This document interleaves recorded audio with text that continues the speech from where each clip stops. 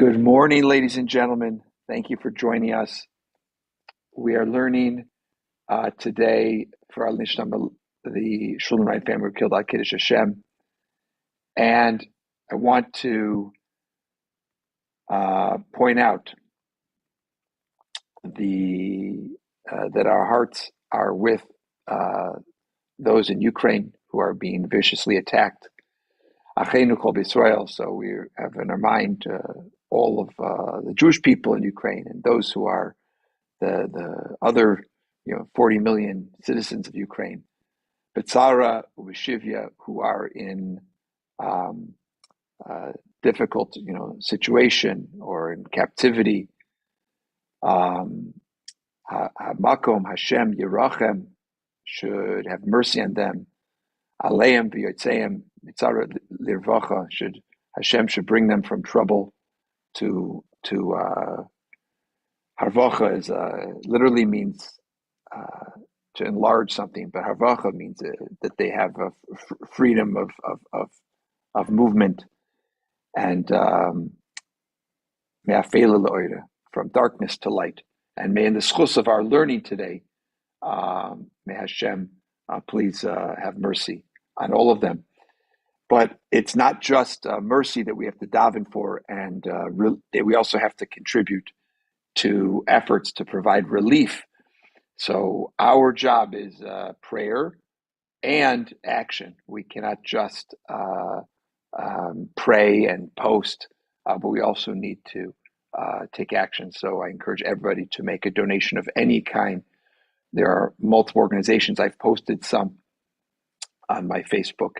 I'm happy to share those in the show notes, the class notes.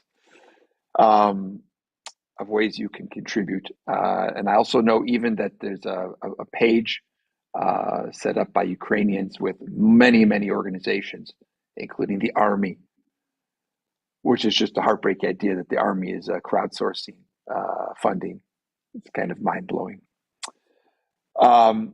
We are going to learn about Parsha Shekalim, and we've learned this before, but it's so important to internalize this Torah from the Sfas Emes, and it is from the year 5631, which is the late 1970s. And we'll put the in the chat here. So if people want to follow along in the original text, we'll also put it in the class notes.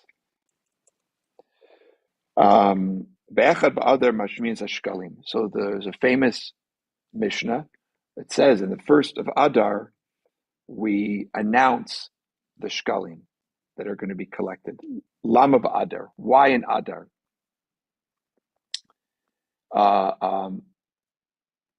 This is the initial question of the Sfas Emes. So let's first of all, what are the Shekalim for? It's the temple. Temple doesn't need the money. What does the temple do with the money? The temple takes the money and uses it to purchase the korbanos, the sacrifices, the offerings that are going to be given in the temple. The money is just a means to the offerings. So if we want to make sure that the temple has enough and every person's going to be part of it, why not give them earlier? Why not give them on, Rosh Chodesh Shvat? Why not collect them in Kislev? Why are we collecting the Shekalim in Adar? What connects Shekalim and Adar? There has to be a reason. It's not just because of it's a convenient time, right? So he says, it seems that Elul is a time of tshuva, Elul being the month leading up to Rosh Hashanah. So to Adar, which is the last month leading up to Nisan, which is the also a new year, is a time of tshuva. So Zman tshuva kmo Elul. So Adar, this the month that we're going to have of Adar is a time of tshuva, a time of and tshuva is of course the literal meaning is to return, right? It's a time of turning towards Hashem. Kigam ben Nisan Rosh Hashanah, because in Nisan is also a Rosh Hashanah, just like Rosh Chodesh is. Rosh Hashanah is. Uba Adar tshuva me'ava. But there's a big difference between the tshuva of Adar and the tshuva of Elul. The tshuva of Elul, we do this out of yira, out of awe, fear, out of concern for our future, right? We all want to daven for a good year, a healthy year. We all want to pray, but we also know. So, and it's a beautiful simile because at the end of the year, right, we're all looking, what did we do this year? What did we accomplish? Where did we fail? And how can we do better in the coming year? So that's the Elul. That's the work of Elul, right? How can we do better? And now there's a similar idea in Adar, which is assessing our station, our situation in life, what we've achieved, where we've gone off the right path, where we've made mistakes, and so. But the tshuva, the opportunity to return to Hashem, is different in Adar than it is in Elul. In Adar, it's a tshuva me'ahava. It's from love. Let's explain what that means. Lechach marvini b'simcha shenis orer ratzon v'nivus bechol ish miYisrael. So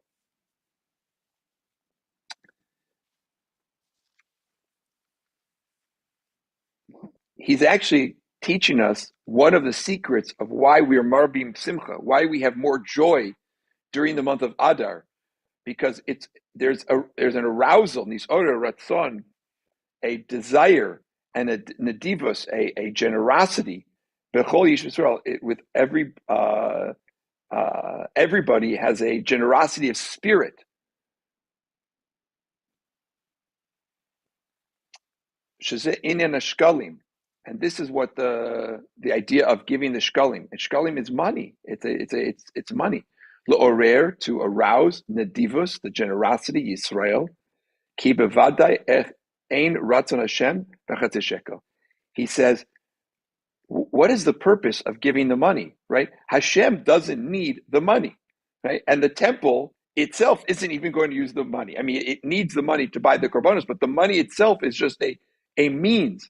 And just like the money is a means for the temple to purchase what it needs, so the money that we give for machatzit shekel, that shekel is a means of arousing the generosity in our hearts.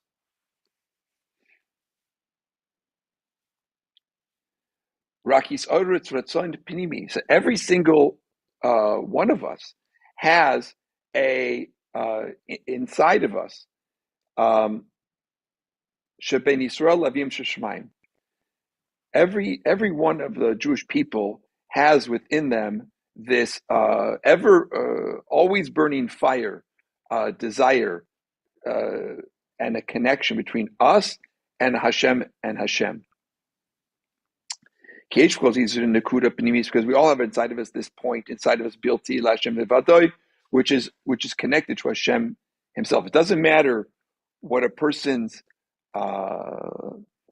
condition or where they are in life, whether they're full of mitzvahs or whether they don't know any mitzvahs, whether they are trying to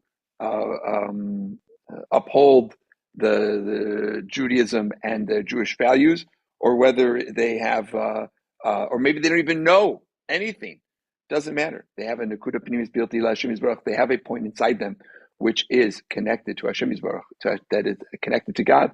So he says, and my grandfather said, "Al pi ma yafoi papnecha benayim lebas nadiv bitoisha." So this is a pasuk that his grandfather, the Chesharim, refers to multiple times. This is from Shir Shirim, the Song of Songs. And we read this in Erev Shabbos, and the songs go, "But your footsteps were so lovely. when shod in pilgrim sandals or daughters of nobles. It's very strange to think, what does that have to do with me today? But we'll look into this for a moment here. But your footsteps were so lovely when shod in pilgrim sandals or daughters of nobles. So he reads it in a little bit of a different manner. So one of the ways he says is pa'amayich. This is referring to a generosity and expansiveness of spirit of the Jewish people. And the ultimate Nadiv Lev, the ultimate person of generosity, is Avram Avinu. And so let's look at that for a moment. So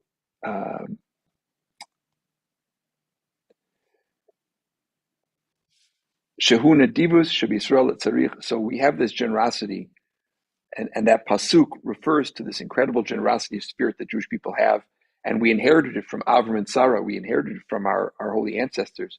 But tzarich minal shalish, he says minal. So the word minal in the word naal in Shirshrim seems to be sandals, but actually the root of the word naal has to do with enclosure. It has to do with something which is enclosed in something else. And manuel in Hebrew is like a lock. So the idea is if we understand this, is that ahava, one of the tendencies of ahava, especially if you're filled with lots of ahava and love, is it can spill over and spill out, even in unhealthy ways, right? You can imagine, right? I just love is so beautiful and powerful, and we want to embrace everything, but there's a risk to that it can spill over into things which we're ending up loving things which we shouldn't love, or extending our love in ways which are unhealthy. And you've heard a lot about that, unhealthy love, right? So minal we need to put a check on our ahava, that it shouldn't. So he says ki ahava tzirich shmir yoser. You actually have to look out. A person who their connection with Hashem is based on Yira is not as susceptible to the potential pitfalls, the same pitfalls that a person whose connection to Hashem is from Ahava, right? And a person whose connection is through Ahava, I love Hashem so much, and I'm just so right, and I love everybody so much, and you can but it can end up getting to a not a good situation. A person whose connection to Hashem is from Yira, while they're missing out on this completely, but they're not as susceptible, because Yira by definition is more closed and more controlled.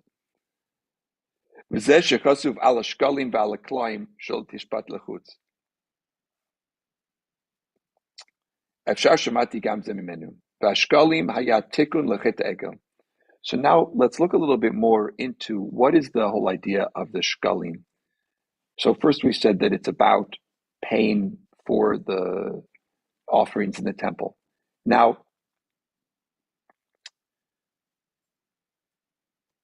we look into the Meforshim. We learn that the money that was given was a tikkun. It was a fixing of the sin of the golden calf.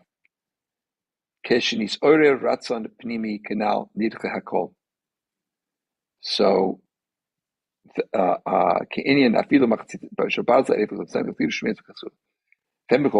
so by the way, we know, right, that the horrible sin of the golden calf, right, which just took place just 40 days after Matan Torah, after the Jewish people, had this unbelievable revelation from Hashem, and the Jewish people erred. Well, not everybody, but a group of them did.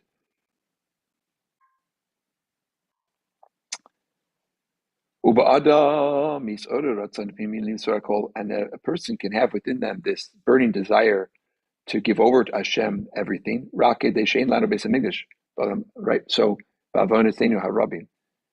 We don't have a temple today because of our ancestors messed up big time, right? Because of what they did, sinas chinam, basis hatred, and the temple was destroyed and the Jewish people were exiled. But that doesn't mean we still don't have that ratzon pnimi, that desire to give everything over to Hashem.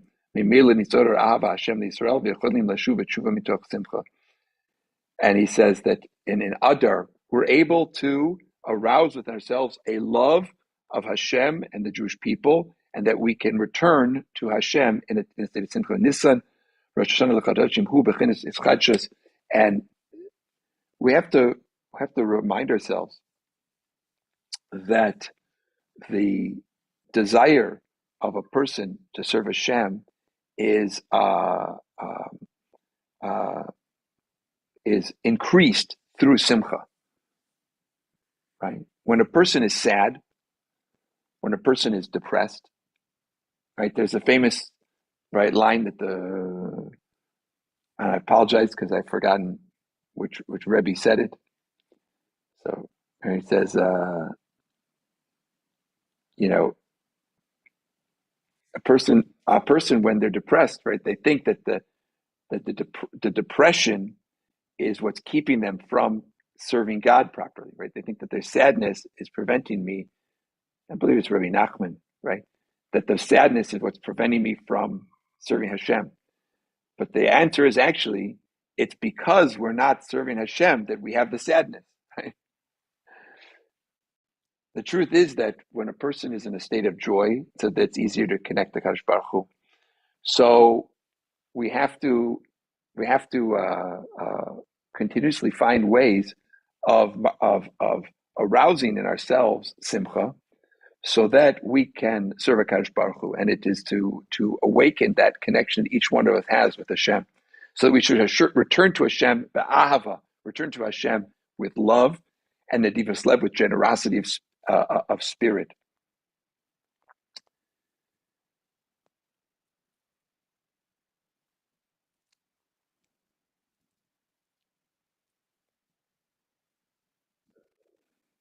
All of us have within us this desire this desire to serve Hashem, and all it takes is for a person to begin the process. And I believe that that's another reason why the Sfas Emes ties us all in together, right? The half-shekel. If you ask a person, I just need 50 cents, right? Or whatever the amount is, right? I just need a few coins. It's such a small amount in perspective, right? It's such a tiny amount, and it achieves so much. And I because it's like a catalyst. The shekel is like a catalyst for the reaction in a person to propel them to a closer, more loving relationship to their creator, right? It's a catalyst.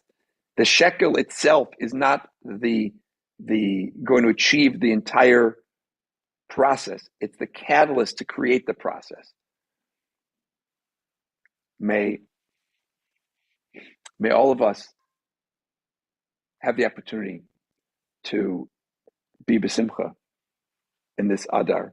May we look for opportunities to help those who are in need by giving our shkalim to help those who are in harm's way, whether they're and in difficult situation, whether they're here locally in our communities or if they're there in Ukraine.